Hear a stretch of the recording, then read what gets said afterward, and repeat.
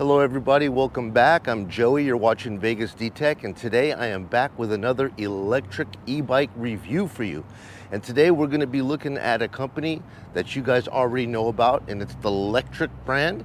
And we're going to be taking a look at the Lectric XPEAK, which is behind me back here.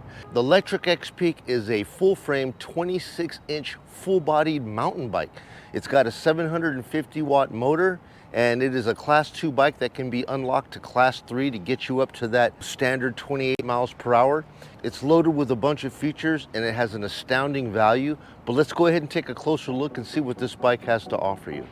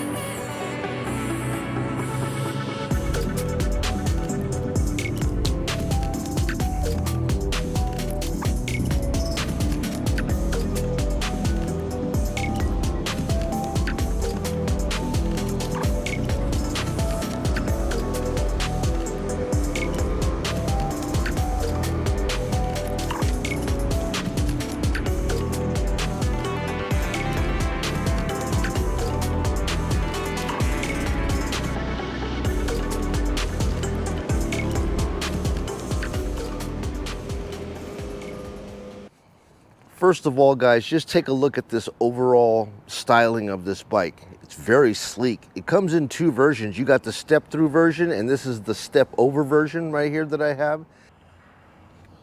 The first thing I notice on here, guys, is the motor. 750-watt Lectric branded M24 motor, which on the website says that it is 400% quieter than normal motors of this size. We're going to go ahead and test it and see if that is the case. It has a 7-speed cassette, 1, 2, 3, 4, 5, 6, 7. Shimano Torney derailleur, which is an industry standard on here, guys, because it works so well and it's low maintenance. Look at that. Wow, even look at that. They got the Lectric branded lock nuts here. Looks like there's a KMC branded anti-corrosive chain. I love this little rail guard that they have here.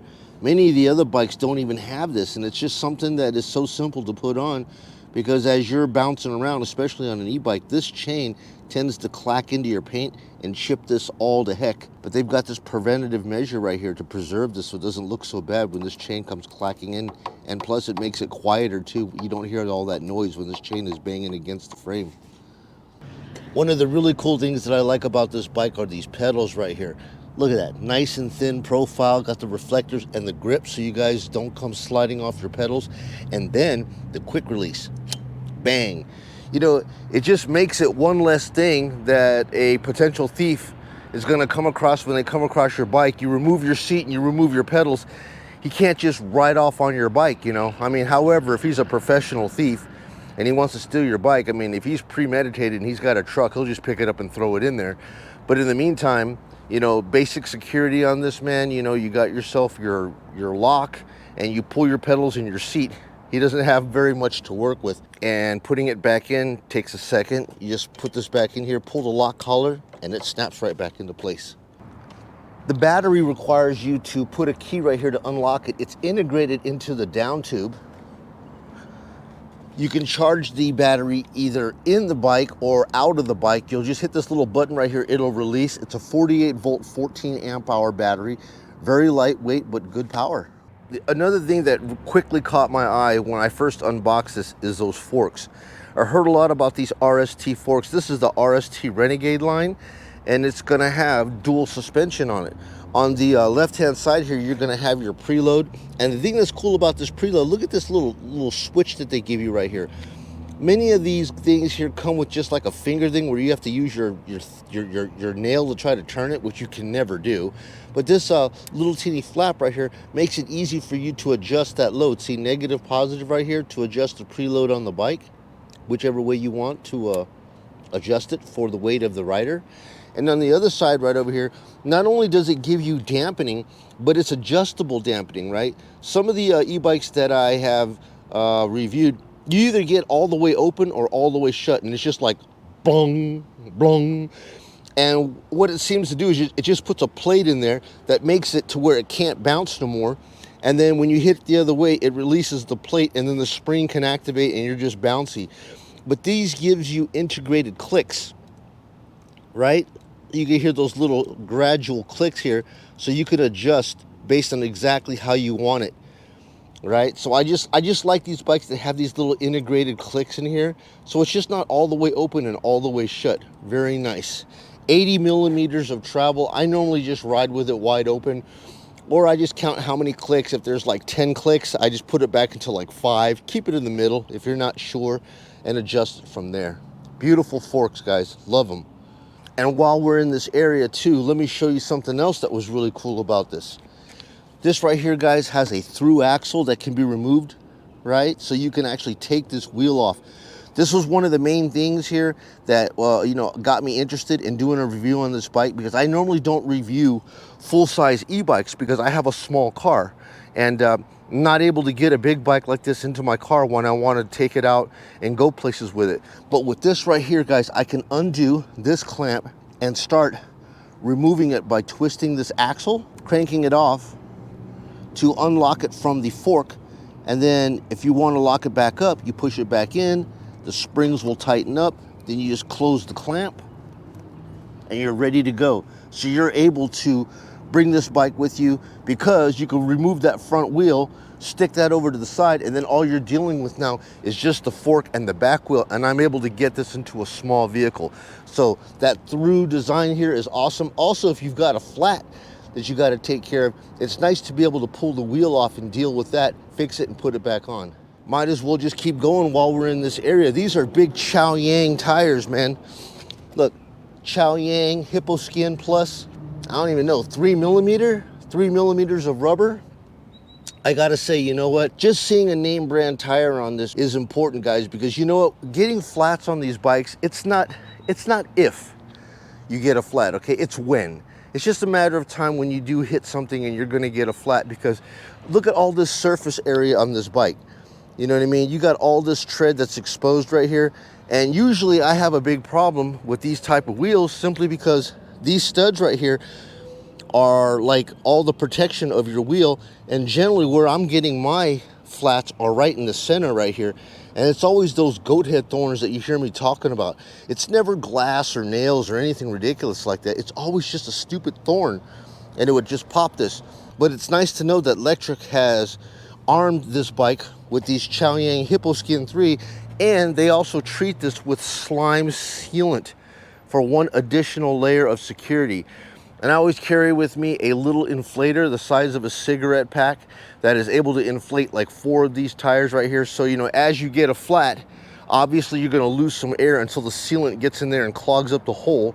And then you have a little bit of a low air tire. But then if you have your inflator with you, you could just shoot that on there and inflate it back up and get you back home again. So excellent on the tires. Coming up to the cockpit or controls here, very basic layout. You know, normally the display is like up like this, but this one like kind of laid flat. And at first I was looking at it and I was like, man, is that right? Can that be adjusted? And I tried adjusting it, but you couldn't really move it back anymore because it hits this little stem lock right up top. But then again, when I went back there and took a look at it while I was riding, it was like, it wouldn't even make sense for it to come back like that anyways. The resting position that it's in is the best position for it to be in. And yeah, it just absolutely works. The handlebars are of right size. You have comfortable grips. Now the grips do rotate a little bit. You know, I wish they did have locks on them that would lock them in place, because, you know, after a while of riding, they tend to twist. But small problem, very comfortable though. Look, again, Lectric branded. The display on here, guys, is a very simple display. You just hold the power down. I love the electric displays. You know, my girlfriend has the same electric bike, not the XPEAK. She has the XP 3.0, and it has this exact same display on it.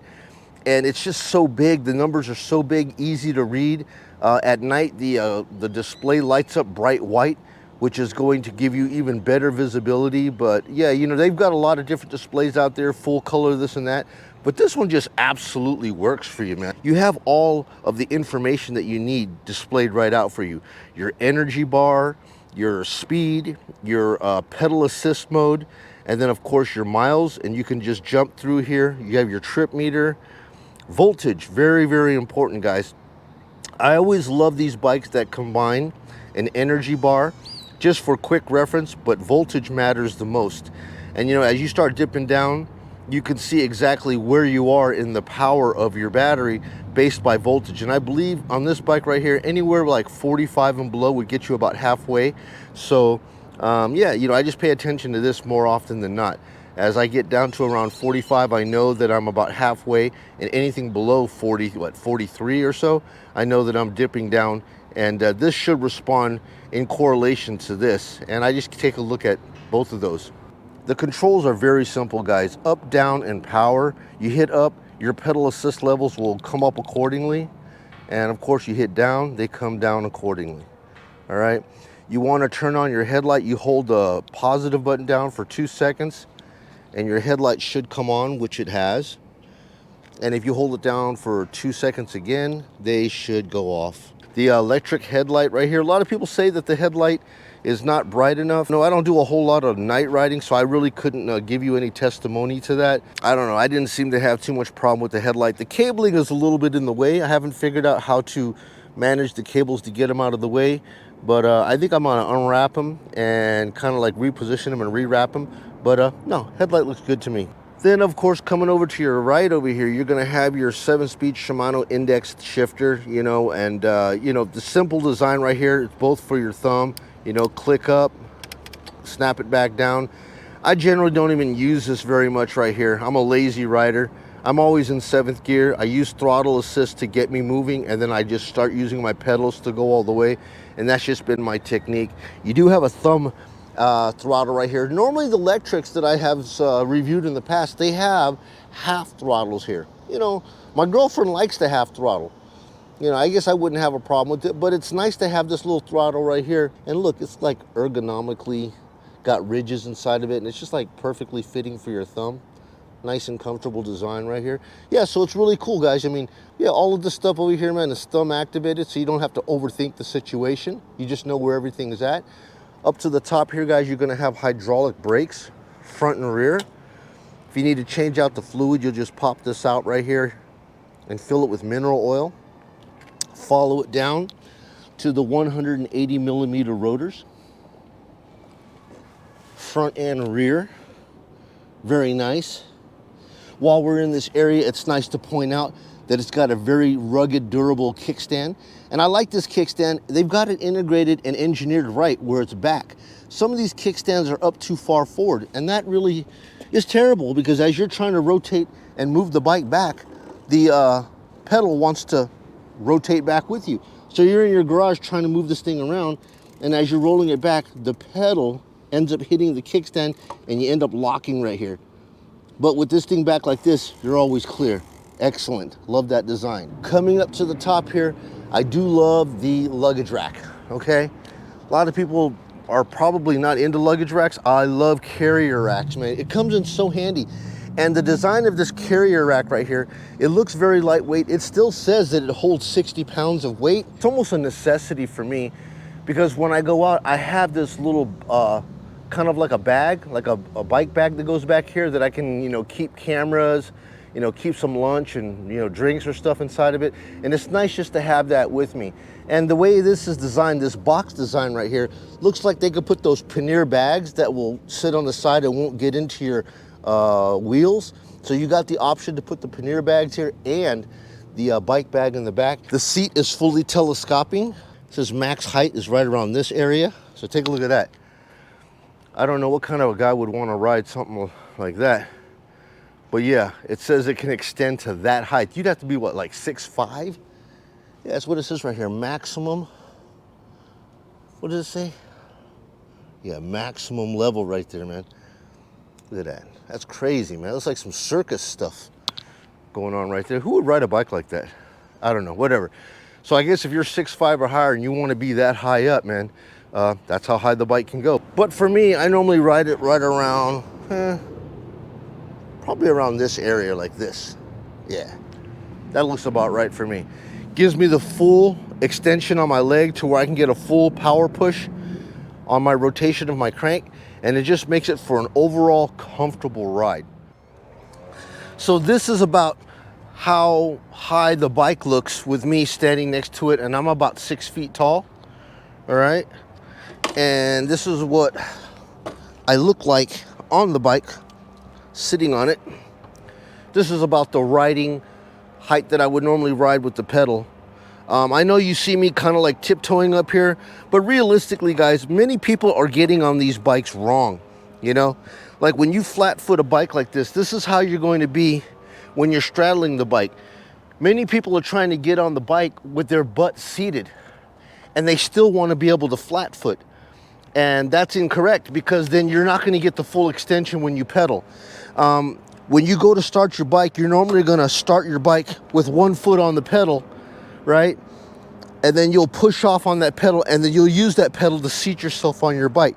So the way I see it is your seat should be right about your hip. Okay, because proper seat placement is going to give you overall comfort and the ability for you to pedal correctly. The seat shouldn't be too high and the seat shouldn't be too low. If the seat is too low, again, that's a bad problem too. Because if the seat sits too low, then yeah, you can flat foot it while you're seating. That's fine. But then your pedal position is going to be wrong, to where when you're pedaling, you're always pedaling with a bent leg, and that can get annoying and tiring over time. So just make sure that when you guys are adjusting your seat, just get your seat up to about hip level. Lock that in place right around, you know, where your hip is. Use your pedal to push you up upon the seat. You should be able to get full articulation as you're pedaling your bike, and that should give you less fatigue and more enjoyment. So anyways, guys, enough with all of these features and specs and so forth. Let's go ahead and see what you guys want to know. How does this bike perform in real world conditions? How does it perform, you know, on hill climbs? How's the brakes? How's the power? Let's take it out here to the test track and take a look. Let's go. Alrighty, guys, we're back out on the test track here, about to do the high-speed test. And we're going to go ahead and measure what this bike can do with throttle, and then with throttle and pedaling. Okay, so in class 2, which this comes in, it will only take you up to 20 miles per hour if you are just using the throttle. So I have it in level 3 right now, but if we just go ahead and use throttle only, which I'm going to do, it should only bring us up to 20 miles an hour. Okay, so I'm on it right now. We're at 14, throttle only 18, 19, 8, 20, and I can feel the controller backing off. All right, so it has the potential to give more juice, but even in class 3, 19.8, it hits that 20 mark, and then I can just feel it back off. So this is going to be the maximum you're going to get in Power Assist 5 with throttle. Now, if you're going to go ahead and incorporate your foot pedaling with it, that is when you're going to be able to get the additional 8 miles per hour to get up to 28. Now, the thing that's funny about it is a lot of the bikes that I ride, I start pedaling and I have the throttle in as well, right? And when I do both of those here and I pedal and I throttle, nothing happens. I still get 20. So if you have any kind of throttle while you're pedaling, you're still only going to get 20. If you want to get up to the top speed, you don't even need the throttle anymore. Just start pedaling and it'll just bypass to 20 and take you straight up to 28. So right now we're at 23, 24, 25, and I'm in Power Assist 5, 26, 27, there's 28, and now check it out. I just hit 28 and I can feel the controller back off, right? It could give me actually more, but the XPEAK is governed to 28. So it's governed at 20 and it's governed at 28. So let's go ahead and come up this grade right here. I'm gonna pedal as I'm coming up this grade just to see what kind of power I can get. And you know, not really giving it too much effort. 25, 26 coming up across the overpass here.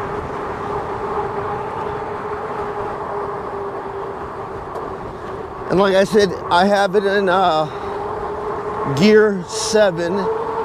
And at 28 miles per hour, I'm ghost pedaling right now. But I feel I'm connected right now to the pedals at 27, where I'm actually feeling like I'm helping the bike. But anything above that, I can start feeling the ghost pedaling happen, even with the gear in gear 7. The difference in acceleration when you're just using the thumb throttle, it's very linear. It's almost like, I don't know how to explain it. It's not slow, but it's just super gradual. You know, with many of the other bikes that I have reviewed, you know, when you give it the beans, it tries to give it to you all at once. It just tries to rocket you right up to the top. And with the XPEAK, it doesn't really do that. It gives it to you in a very safe, linear acceleration. Okay, so I just went to 20 right there. Let's go ahead and do that again. Okay, so dead stop. We're gonna go all throttle right down this path here and just watch how gradual the power comes on, okay? So here you go. 3, 4, 5, 6, 7, 8, 9, 10, 12, 13, 14, 15, 16, 17. And we're right at 20 right about now. So it wasn't something too aggressive. You're not gonna feel scared. The difference I feel now when we are at a dead stop, right? And then when we were at a dead stop and we tried that same acceleration with power assist level 5 on, and we just use our pedal. Now, when I feel that happen, now that's when I feel the torque hit. Like the acceleration with pedals, I feel is almost like 2 to 1. Like we hit 20 right there in just seconds, right? I don't know if you guys caught that. Let's just go ahead and do that again. Reset to 0, and then we're gonna go ahead and go to maximum speed with pedal, okay? So there it is, the pedals popped on, the pedals are going right now, and we're at 20 right away.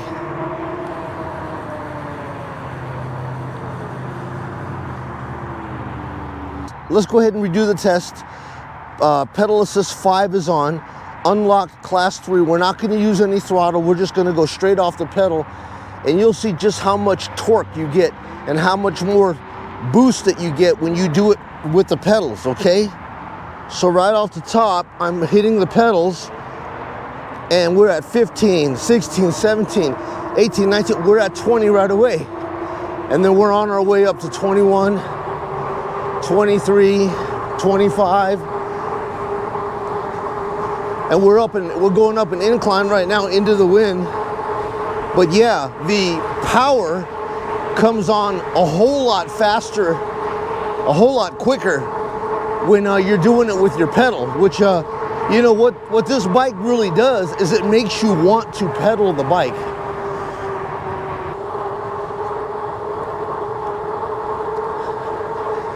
I tell you, I've never reviewed a 26-inch tire bike before because I had no way to transport a bike this big around because I have such a small car that, you know, if it's not a folding style bike, I'm not able to get it around anywhere.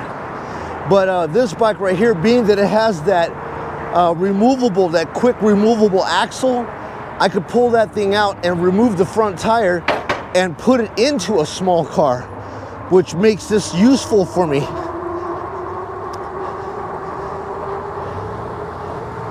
And I tell you, it is quiet. They were saying something about this motor being 400% quieter than the average 750 watt hub motor. And I could pretty much tell you, at least right here under high speed, all I hear is just the tire, you know, the beat of the tire working against the asphalt. I hear no motor at all.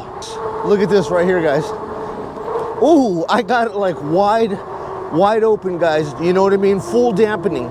And with that 80 millimeters of travel right there, that does just the right amount of dampening for you to take those bumps and still feel like you're in control.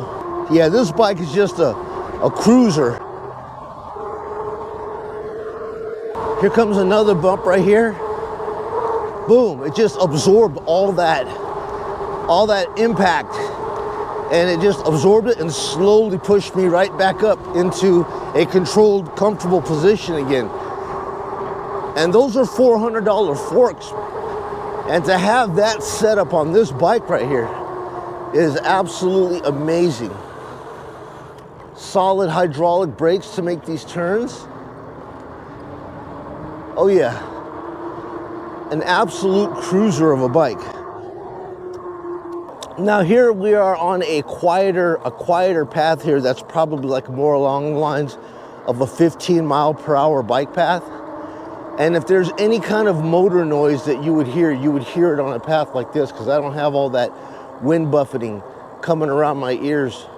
And the tire noise comes down because the stubby tires here, anybody can relate that the stubby tires, sometimes they sound like a pack of hornets, you know, a pack of bees coming down. A lot of times when I'm riding the bike, people way ahead of me can hear me coming just simply because the tire noise that are generated because of the all-terrain beads and tread that are on the tire. It sounds like a pack of bees, a wasp's nest heading down their way, and they can generally hear that quite a ways back. But as far as the motor noise, I'm not hearing any. You know, for a 750 watt hub motor, some of those motors that I've tested out, man, you could really hear it. It's like a hub sound that you'll hear, like whoa, whoa, whoa, whoa. And I'm like, what is that noise, that whoa, whoa, whoa, whoa sound? And I'm not getting any of that on here. Like I said, all I hear here is the tire noise. We're gonna deviate from here and head back onto the street. We're gonna head over to Cactus Red, and that's where I normally will do my incline test here at the dual switchback bridge, which is right up here on our right. Suron.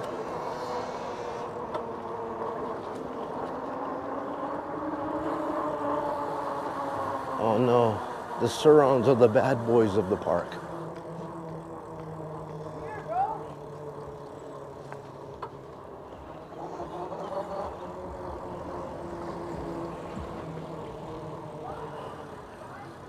All right, so we're gonna go ahead and come up here to the, yeah, I can hear a little bit of a motor hub noise here as we start to climb. We'll see if that motor noise comes on more strongly as we do our incline. But this is our double switchback that I normally do my tests on. They're like a 5%, was it a 5 degree? I can't remember. I know I put my phone on there and it started ding-donging at about 8. So I think it's an 8 degree slope going up, and it should be another 8 to 10 degree slope going up the second run. So we're gonna go ahead and take this in throttle only, and normally any bike that can go more than 12 miles per hour on the switchback has decent torque. So let's go ahead and get over here and give this thing a try. All right, so we're at the base right here. We're gonna go ahead and just go straight throttle. We're already at 7, 8, 10, 11, 12, 13, 14 on the first switchback. Coming up the second part here, which is normally 10%, 7, 8, 10, 11, 12, 13, about 14 coming up, 13.7 coming up the other switchback. Now, normally big bikes like this, guys, here, this is like a 12-foot, I think it's like a 12-foot turn. They can't make this turn, but this bike can. That's amazing. So I've had 20-inch bikes that could make that turn. But you know why? I can tell you why. These dual forks right here, some of these dual forks, they end up hitting right here on some of these bikes. This stem rides right in the center, and they're only able to turn so far from end to end. But the way these forks are designed here, just take a look at that articulation. I mean, it can go way far. So what that's doing right here is it's allowing me to be able to make this turn all the way. Of course, I have to come to a stop. I'm not trying to do it in motion, but yeah, I come down and I'm able to make that full turn and come right back. Just because of the way that fork is engineered without the stem being right in the middle of it. So we're gonna come down this guy here and do our brake test. I'm gonna get down here to the last path here and nail these brakes and see what we got. No worries. Hydraulic 180 millimeter brakes, no problem stopping. We're gonna come down here again and do the second brake test again. About 15 miles per hour right here and stop. Woo, close call, but yes, indeed. Hydraulic brakes, 180 millimeter rotors, no problem stopping at all.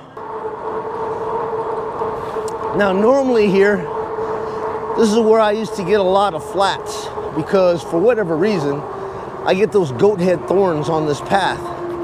I can't really see them. I'm totally looking for glass and nails and what have you, but really that's not what gets me. What normally gets me is going to be those goat head thorns. Now, I've watched a couple of reviews on TV where people are mentioning something about a death wobble that they're getting from the bike. A couple of things, a little rabbit, they had a couple of reviewers that mentioned the death wobble. And I'm riding this bike right here, and the only thing that I could think of, first of all, a lot of those bikes that I seen with reviewers were saying that they had the death wobble, they had the step-through design, okay? And I don't. I have the one with the reinforcement bar in the center. Now, what I do notice here is that with these big old wheels, these big 26-inch wheels, 4-inch wide, 26-inch wheels, that's a lot of mass that's spinning. Now, I do know that Lectric treats these wheels with a sealant, okay? It is quite possible, depending on how long the bike has been sitting before it's been sold. I don't know if that sealant tends to collect and, you know, glump up in one area, which may cause the wheel to be unbalanced.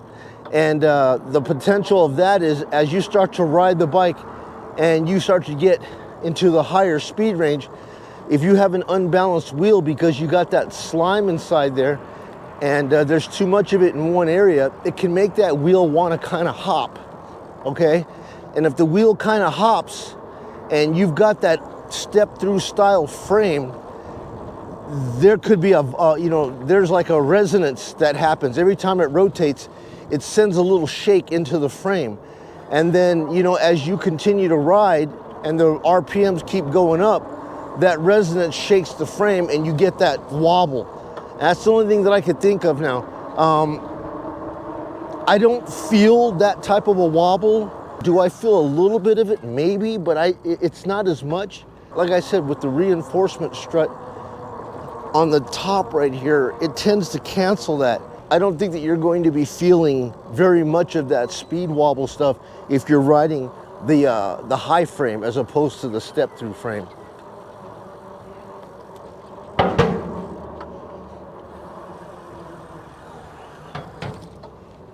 Oh boy. Now, one thing too that I was kind of concerned with was the size of the wheels. If you kind of, I'm gonna angle the camera down a little bit.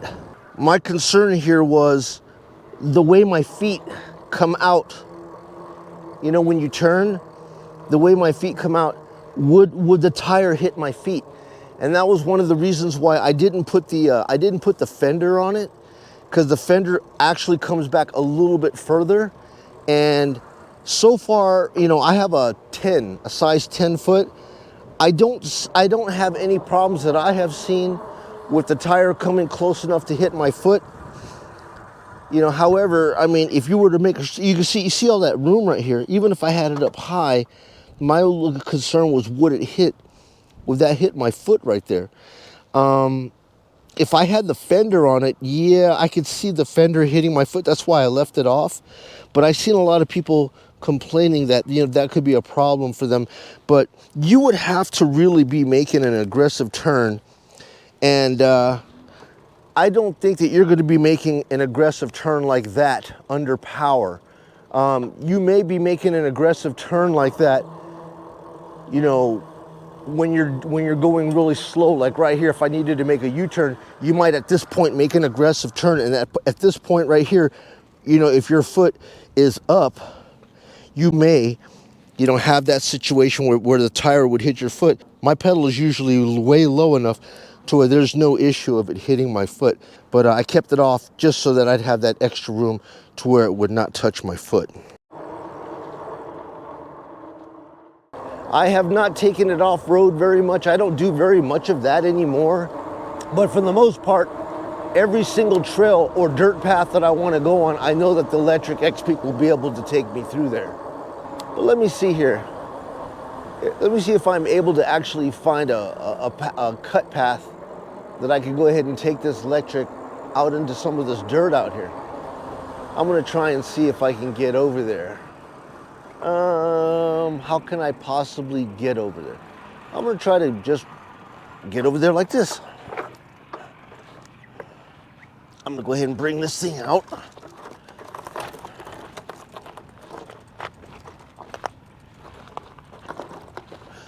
Now, let's ride this bike through some of this dirt terrain that we have out here. Since we got these big knobby tires, and it's already treated with slime, so I should feel more confident that I won't actually get a flat tire, but you'll never know unless you actually take it out here and ride it through this stuff. But this is about the worst that I'm gonna ride this bike through. You know what I mean? I don't take risks anymore. I'm not a mountain biker, so to speak. If anything, this was about the worst that I'm gonna take it through this right here. Used to enjoy BMX when I was a kid, but at 54 years old, I'm a lot more chill than I used to be. Let's just get up here and see what we got. Oh yeah, power assist 5, a little bit of brake action. Yeah guys, this is like the worst that I'm ever going to take this bike on any kind of a trail, especially if I'm out at Lake Mead. This is about the worst of it. See if I can take this thing back down this dirt road here and get back down. Oh, on this path, and get back up on this road over here. That was about it, man. Look at that, right? So off the beaten path and back on the beaten path again. All right. Did not even bother to shift through any of the gears, man. Kept it in 7th the whole way. Alrighty guys, so it's time to talk about the pros and cons of the XPEAK. What are the pros and cons of this bike? Because every bike's got its few, right? Let's go ahead and get into it. To be honest with you guys, the pros of this bike, I could sit here and talk to you all day and night about all the features and specs of this bike, but I've already done that in the beginning of this video. I'm just going to tell you the main things that I love most about this bike. First of all, the 67 pounds. 67 pounds for a full-size 26-inch e-bike like this, absolutely incredible. I've had motorized scooters that are 87 pounds, and the last scooter that I reviewed, that thing weighed 150 pounds for a motorized scooter. 67 pounds for a big e-bike like this, guys, absolutely butter. And the next thing that I love, guys, is that through axle. That through axle bolt has made this thing possible for me to remove that front wheel on a dime with no tools, making it possible for me to bring this bike in my little car, my little Matrix, and transport it out to areas that I normally would want to ride, but I would never be able to bring with me a bike of this size. But overall, the number one thing that I love about this bike is going to be that controller. All right, I don't know how to, say it anymore. The way that that controller applies power, it makes you want to ride the bike. It makes you want to pedal. There is no way in the world that you're going to jump on the XPEAK and just want to sit there and just hit the throttle. That just makes no sense. It doesn't even feel normal to sit on a bike like this and not want to pedal. The way that that controller applies power, especially when you've unlocked at the Class 3, I just forget that I have the throttle. The second that I go to push the pedal down, it applies power and it gives me that torque, and that torque allows me to get moving, get going, and I just want to pedal all day.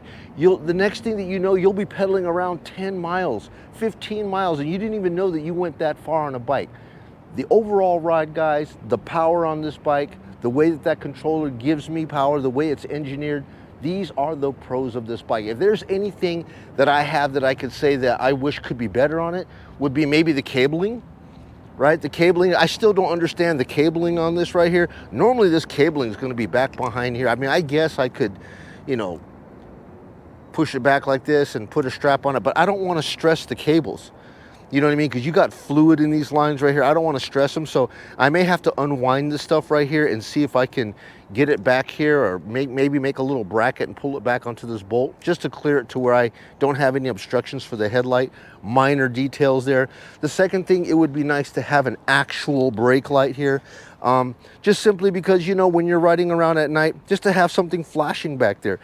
People notice a flashing tail light, they may not notice a steady tail light. But if you have something that's flashing back here, but that's also an easy upgrade. You could just go get one of those battery ones, off eBay, whatever, just attach it back here and just turn it on, just stays strobing the whole time. It's not a big deal.